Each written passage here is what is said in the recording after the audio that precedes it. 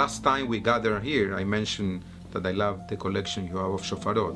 And then I see the collection of Magzorim. This also brings me to every movement, Orthodox, Reform, Conservative, Reconstructionist, Renewal. They all discuss we should enhance the Magzor, we should change the translation, we should add transliteration, which they are right.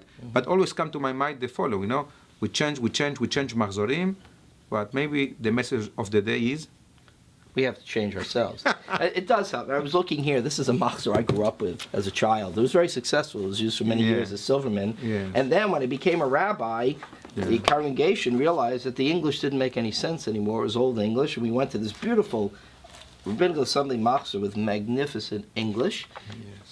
But then a number of years later, a decision was made to do something that had a little bit more creativity. It's a machzor chadash. We happen to use it here at Beth Torah. And our movement just came out with, we need a commentary, and it's a magnificent commentary, and this is the Leif Shalem. Anyone who sits at home or sits in the synagogue with this can really learn about prayer book. But Rosh Hashanah Yom Kippur is not about learning about the prayer book or the machzor. It's about learning about ourselves. No, I agree 100%. As they were preparing this one, which I agree is the best we did so far, people are saying, maybe next year we should come with the iPad, no? They're discussing about iPad, but they're not discussing the major issue, which is how do you start from scratch? How do I really change my lifestyle? No? And it's interesting because when we look at the prayers we recite on Yom Kippur, which is this weekend, this Shabbat Yom Kippur, we find something. You might think it's extremely difficult. How do you change? But the machzor takes a very simple approach. It looks, it says, there's one particular area in life that if we could change it, it would dramatically change us and our relationship with people. And when you look through the al-chet, when we beat our breast, the list of sins is a lot of them. We'd have to spend our whole lifetime to do all these sins. No one could ever do it in one lifetime. It would take a lot of work.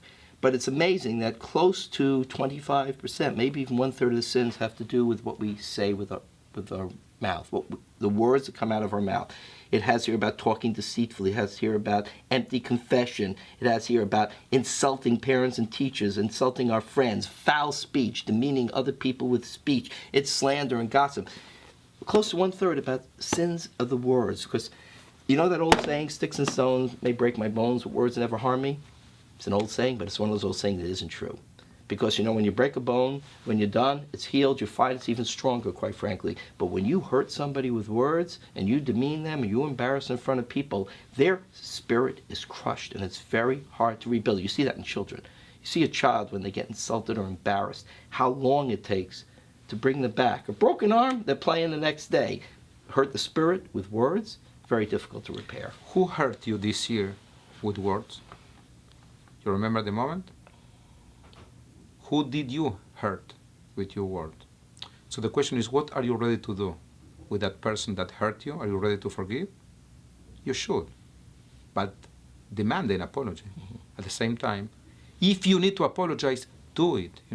It's better. You can really create and grow from that moment of hurt and really grow a relationship. I think that's what all Yom Kippur is all about, no? To go, to extend the hand of peace to those people, because at the end of the day, the thing that we have is relationships, and we should bend them, we should work on them. So the machzor, doesn't matter the translation or the commentary, will really make an effect on our lives because we will take them seriously. And think about during the year when somebody tells you did a good job, or they thank you sincerely for something you said.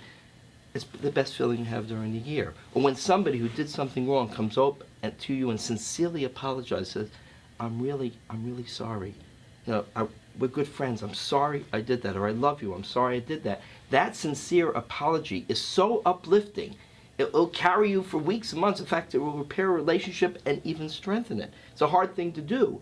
But the words that we use to hurt people, the words that we use to repair that relationship through an apology, are really the most powerful thing we could do in life. Yes, if you hurt somebody and you damage some property and you were wrong, you write them a check, yeah, they're happy, good, I can fix my car.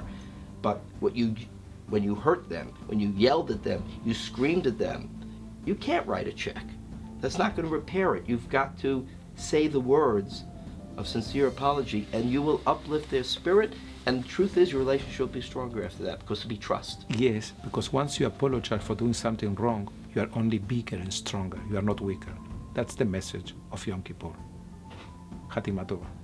Gemar Chatima Tova. Happy and healthy New Year.